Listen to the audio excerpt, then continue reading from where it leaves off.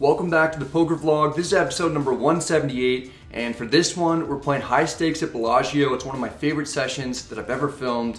You guys are gonna love it. There are a ton of huge hands, all-ins, massive bluffs. It's got everything.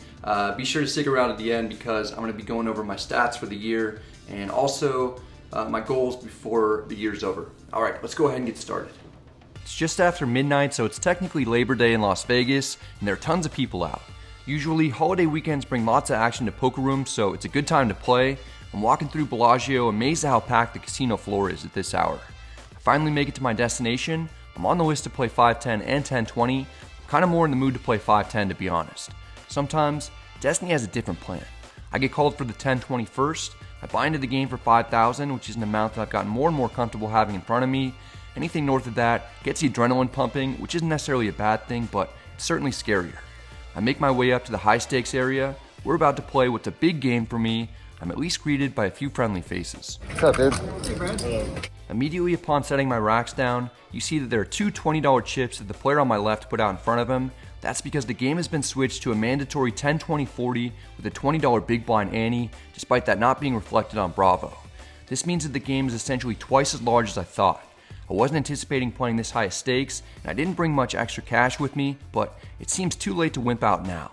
The player on my left would take back his 40, I'd enter the game as the under-the-gun straddler, then, before getting the camera set up for recording, I'd turn Jack-9 offsuit into a bluff to win the first hand I'm dealt on a 10-7-6-4 board.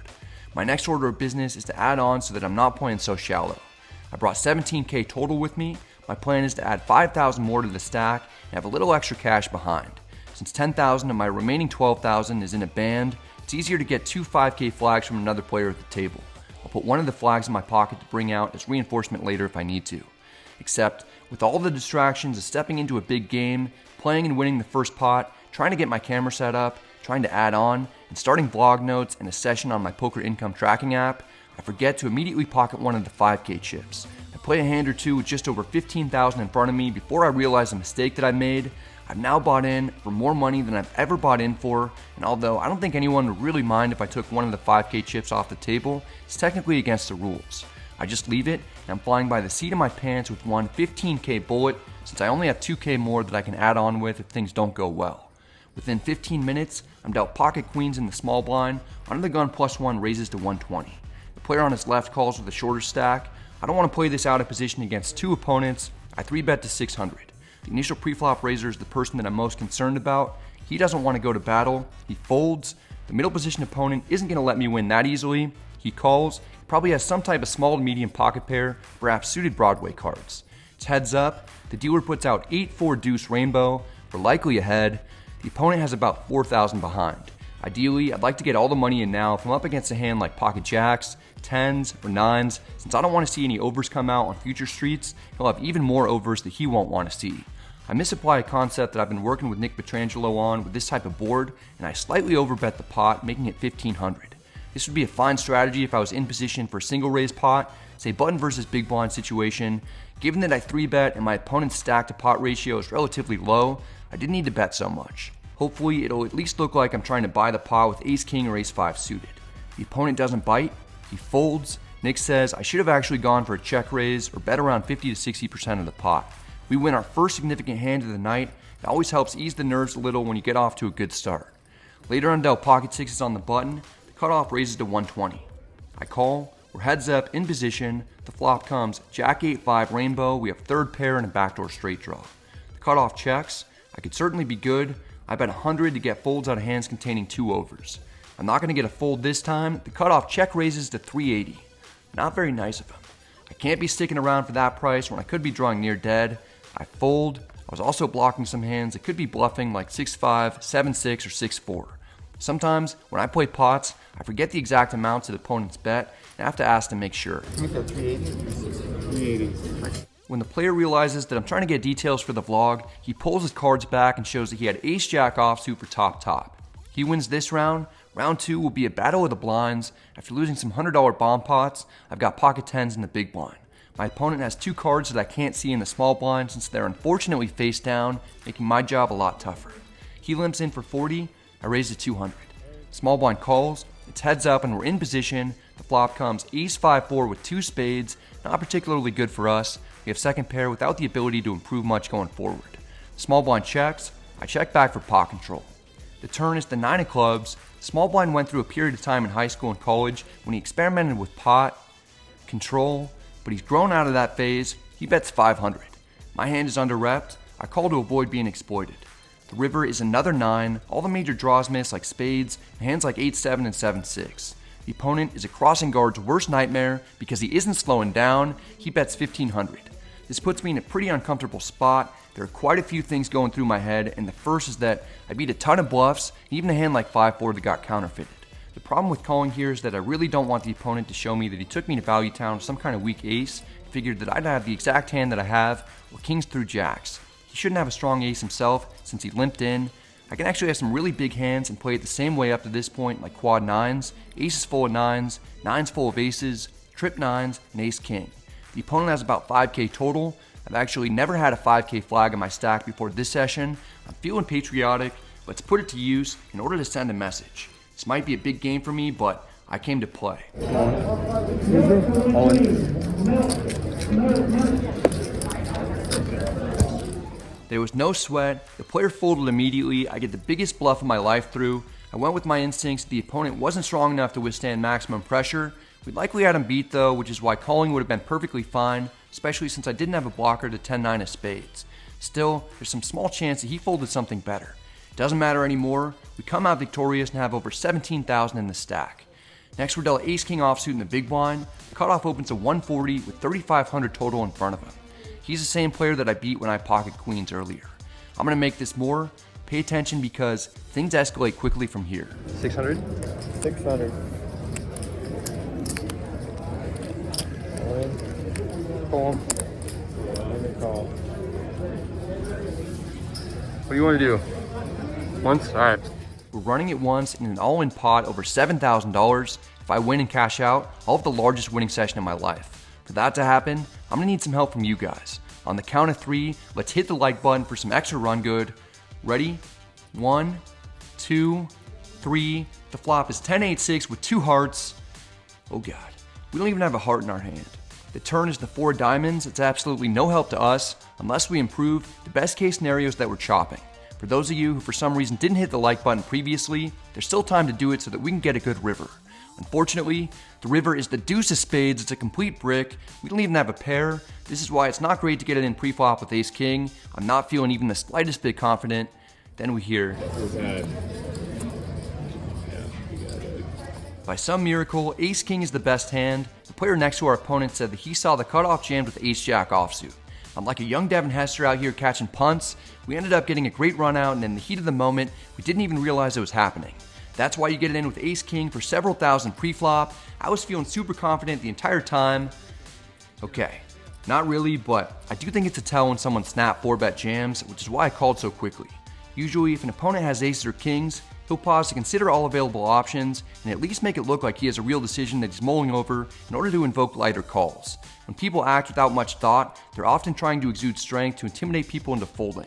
The fact that I 3-bet the hand earlier against them with queens and overbet pot on the flop without getting to showdown, then jammed with 10s in the other hand against a different player without getting to showdown, probably gave off the impression that I make a lot of moves. He might have perceived me as an overly aggressive opponent who could have been 3-betting light. To 4-bet jam ace-jack offsuit, the opponent was likely at the end of his rope dealing with my shenanigans, then ultimately picked a bad time to try and get one through on us. Now we're up 6,000 on the session. I've been up around 7,000 a few times in cash games, but always lost some back, so my biggest win ever isn't that large. It's only 5,200, which was at a Live at the Bike session that took place about 4 years ago. It would have been 5,300, but the cashier shorted me 100 on accident, and I didn't realize it until I looked at the video later. Maybe I should rack up now in order to lock up my new biggest win ever. No, I'm not doing that today. I'm going to try to extend it, even though that mindset has always backfired when I've been winning this much in the past. What's even scarier is that we all agreed to do a round of additional straddles. I'm under the gun +1 with king 8 offsuit. I put the blind 80 out there, so we're playing 10, 20, 40, 80 with a $20 big blind ante. There was 170 in the pot before the cards were even dealt. The small blind raises to 280. His name's Ping. I played with him the last time the vlog ventured into 10, 20, 40 territory. He's a high stakes cash game and tournament player with over $2 million in live earnings and several major final tables under his belt. Ping has watched a few videos on the channel and was also in Mexico with our group for the 25K Heads Up event a few months ago. We always chat when we see each other and we're friendly. He's got a good vibe about him. I didn't straddle to 80 to just fold to a single raise when I'll be in position the rest of the hand. I call, we're heads up. The flop comes king 9-6 with 2 diamonds. We've got top pair and a backdoor straight draw with not much of a kicker. The opponent checks. I don't want to get blown off a hand with value. I check back mostly for pot control and a bit for deception. The turn is the 8 of hearts. We improved to somewhat of a hidden 2 pair. There won't be a free river for anyone. The small blind bet's 420. I now have pretty much the best hand that I'll ever have, aside from pocket 8s, and sometimes I'll have either 10-7 or 7-5, but often I'll bet those types of draws on the flop. I definitely would have bet earlier if I'd flopped a set. There are too many draws and bad rivers that'll either give my opponent the lead or make it difficult for me to go for value. I want to get more money in on this street before any card like a diamond, heart, 10, 7, 5, or 9 come out. I raised to 1100. This is on the smaller side, but I'm not 100% sure that I even have the best hand. Ping just calls, so I can rule out him having any straights. There's almost no chance he'll have a set either. With a pot this large and 1 card to come, I'm praying to the poker gods that we get a blank. I couldn't be more relieved when I see the deuce of clubs on the river. What an amazing run out and situation that we found ourselves in. I'm sure the raise on the turn looked extremely suspicious after I checked back the flop. There are just so few value hands that I'll have and way more semi-bluffs that have now missed. Small blind checks. He's seen me overbet big with missed draws in the past. I'm gonna do it here for value. I bet 3,500. 35. if I get called, this pot will be well over $9,000. I don't think that I've ever actually bet this much for value without going all in. In this case, I've got piles of money behind. Ping is deep in the tank. I started the hand with 20,000 and Ping has me covered. If he somehow shoves here, that'd be the most disgusting thing that I've ever experienced in poker. It looks like he has a very difficult decision though. He's probably replaying hands that he's seen me play in the past, whether it's in person or on video. As more time passes, I'm rooting more and more for a call. It's really difficult to piece together exactly the type of hand that he'll have. Could he be holding king jack or king 10, or maybe queens through 10s? Anything better, I think he snap calls. Even for a higher stakes game, this is a big bet, so no one appears to be considering calling the clock. A full 3 minutes of Ping trying to solve the puzzle has gone by. Finally, the opponent comes to a decision. He puts in calling chips. I turn over 2 pair. Ping, understandably, isn't too happy to see it. King 8 offsuit helps me take down the second largest pot that I've ever won. I've run really well against Ping. At some point, he's going to win a huge hand against me, but I beat him for a big one in the previous high stakes session we played, and once more here, so unfortunately he's 0-2 on the channel so far. He's a seasoned player who handles it with a good attitude though.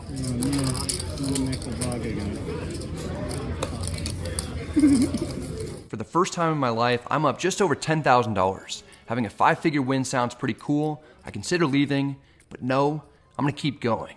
I pick up ace-king offsuit under the gun +2. The player on my right is first to act and raises to 120.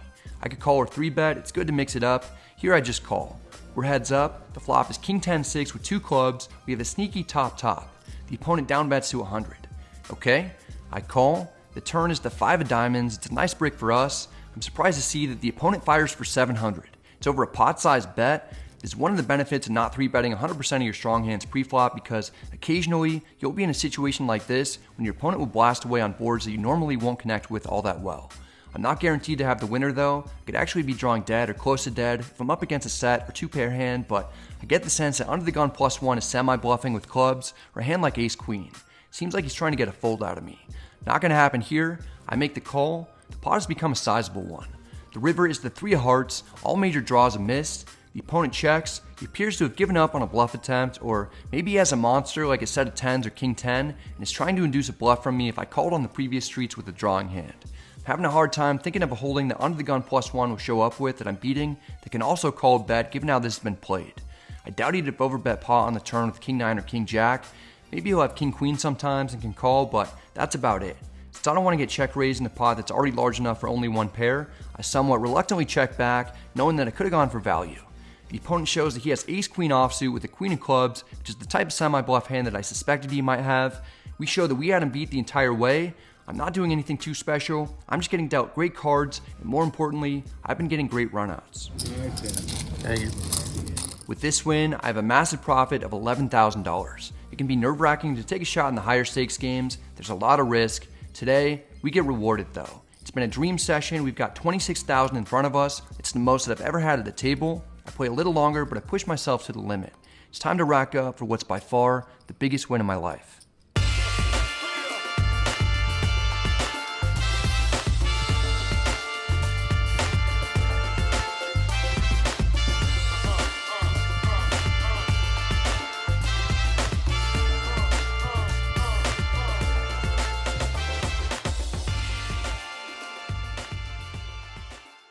I just played for 3 hours. I ran as good as I could have possibly run in a massive game. I wasn't planning on playing a game that big actually for a long time. Last time I played 10, 20, 40, it was just so stressful that I didn't really want to do it again for several months. The game was listed as 1020 on Bravo, so I didn't find out it was that big until I sat down. I bought in for 5K initially and then immediately added on. I was just gonna add on for 5K, but I forgot to put one of the 5K chips in my pocket. So I added on for 10K and I'm in for 15K total to start, which is the most I've ever been in any game for, by 5,000. And I just didn't lose a hand. I got that big bluff through with pocket tens. I'm gonna have to talk to Nick Petrangelo about that. I'm not sure if he's gonna like that very much. And then, yeah, I got in that big hand against my buddy Ping, turned 2 pair and got about as much value as I could have. I'm sure he's gonna get me back at some point, and I'm sure I'm gonna have a giant loss at some point if I keep playing stakes this high. So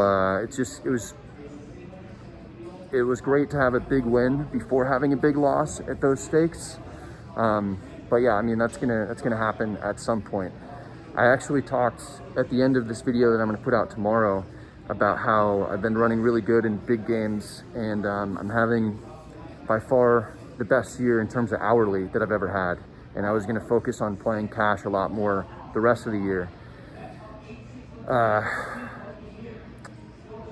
I played the last like 6 days in a row and I've just been enjoying it. I felt a lot more comfortable today than last time I played this. Anyway, I'm really happy. This is twice as big as the biggest win that I've ever had previous to this. And this session alone would tie the best month that I've ever had in cash games. So just beyond happy, man. I didn't mention this before, but part of the reason that I came to play at Bellagio is so that I could meet a viewer named Adam from Montana. Adam reached out to me on Twitter and tried to coordinate getting together several times prior to tonight.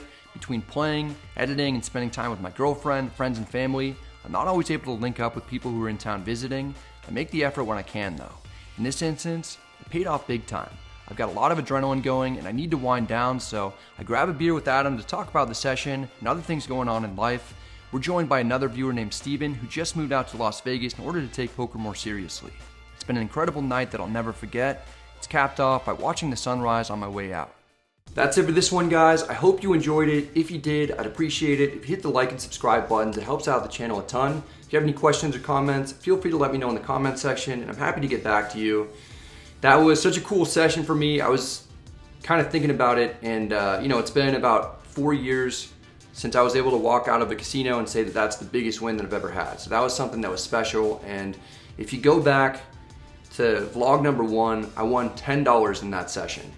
And now it's about 5 years later and I won 1,000 times that. So I've been trying to progress as a poker player a lot this year. I've been getting coaching from Nick Petrangelo. We've been videoing these sessions and it's gonna be part of a course that comes out on Upswing in October, so be on the lookout for that. But I've just been having a lot of fun playing lately, and I set some goals in the beginning of the year that I'm trying to hit. I wanted to play 1,000 hours, and I wanted to win 50,000 in profit. So I'm nowhere near the hours goal. I think I have about 300 hours so far this year. But as of September 7th, which was when this session ended, I guess, or right after this session, I was up $41,702 over 67 sessions. So I set the filter on, so I don't have any sessions included in here after that because I don't want to spoil future vlogs for you guys. But the profit is $145 an hour. That's definitely not sustainable. It's by far the best hourly that I've ever had for a year. And average duration is 4 hours. I'm winning about 75% of my sessions, which is also not sustainable. But what ends up happening a lot of the time is that I chase losses, which is not necessarily a good strategy. In fact, it's a bad one. It's more fun for the videos if I can win, so I tend to stay longer and I book a lot of small to medium-sized wins, and then my losses tend to be bigger. So just because I'm winning that high of a percentage of sessions, it's a little bit misleading. All right, let's go ahead and check out profits based on venues. Actually, you know what? First, let's go ahead and look at the graph. So you can see on the right, there's the $10,000 win, and the graph mostly goes up. You can see between sessions 30 and 40, I went on a little downswing. It was about a 9K downswing. Actually, you know, it's a pretty sizable one for me. But other than that, it's been fairly smooth sailing. So with this graph, I am between like sessions 35 to now, I'm on close to like a 25K upswing. All right, let's go ahead and check out profit based on venues. Aria, I've been getting wrecked at Aria. The whole downswing, the whole 9K downswing was pretty much at Aria. Bellagio is the opposite. I've been doing really well there. Lone Butte, I got smoked in one session. It was a 2-5 game that was pretty deep, and I lost over 3K. Talking Stick, I did really well. And then in Texas, I've been crushing, particularly at Houston. Most of the profit there is, I think it's all 1-3 actually. So it was a match of stack 1-3. The games in Texas just play way bigger in general. The 1-3 match of stack plays more like a 5-10. Okay. And then these are the profits based on stake. 2040, I'm crushing. I've only played 2 sessions. I've made 2 vlogs from it. The first one, I was stuck 10,000 at one point, and then I got out of the hole and ended up winning 3,500. And then you just saw this episode.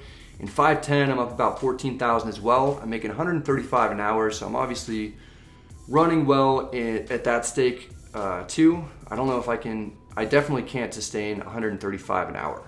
1-3, the profit per hour is just ridiculous just because it's very, very small sample size, and it was in a game that played much bigger, and I ran well. 2-5 PLO is interesting. I'm down 3K. That's actually just one session. Andrew and I went to Javier's at Aria. We had some margaritas, and then he convinced me to play the 5-5 game there. And I just got smoked. I lost 3K in like 2 hours. And then I played 5-10 no limit and broke even for the remaining 5 hours, but I kept it all in a 2-5 PLO session for this income tracking purpose. 1-2, looks like I played 1 or 2 sessions. Not much happened there. In 2-5, I haven't won that much money. I played 88 hours and the profit per hour is $32. 2-5 is kind of a sweet spot where people are studying, they're trying their best to make money, and ends up being really nitty. So for some reason, I find it tougher to really do well in 2-5 this year. And 10-20, I've played a couple sessions at 10-20. There have been vlogs for every 10-20 session that I played, except for one. I played at the win. I only played for like 2 hours. There were 3 interesting hands that happened that I got on video, and then the floor came over and asked me politely to not film. So I left, and I didn't have enough footage to make a proper vlog for it, but I won $700 in that session. Okay, let's check out profit by month. January, I got off to a great start for the year. February was pretty good. March was okay. And then April, I got smoked. So that's when the downswing happened. In May, I picked things back up. And then in August, I had close to the best month that I've ever had. I think I've won 10 or 11,000, like 1 or 2 other months in my life. But yeah, I was really happy with August. That's when we went out to Texas and did really well out there. And then in September, I got off to a great start with this session, and hopefully that'll be the new best month that I've ever had. Okay, profit by day of the week, not much to read into here. Surprisingly, Thursday has been my worst day, but very, very small sample size. Anyway, I'm hoping that I can reach my goal of 50,000. I think it's possible if I just run okay, and it's very possible that I just get smoked and things kind of correct because I've been running way above expected value, and I'm pretty stoked about it, but if I end up just winning like 30,000 for the year based on the amount of hours that I'm playing, that'll still be a really, really good year in terms of the hourly that I'm making. Last year, I didn't get to play that much due to the pandemic, and the year before that was actually the worst year that I've ever had. So it was kind of the opposite of this year, where I was running decent in smaller stakes games and getting crushed every time I tried to play bigger. So I played one 10-20 session and I lost $6,000 in that one. And yeah, I think I won $1,000 or $2,000 for the year. I made a full video about that. Anyway, hope you're all doing well. Stay safe. Good luck at the tables, and I'll see you next time.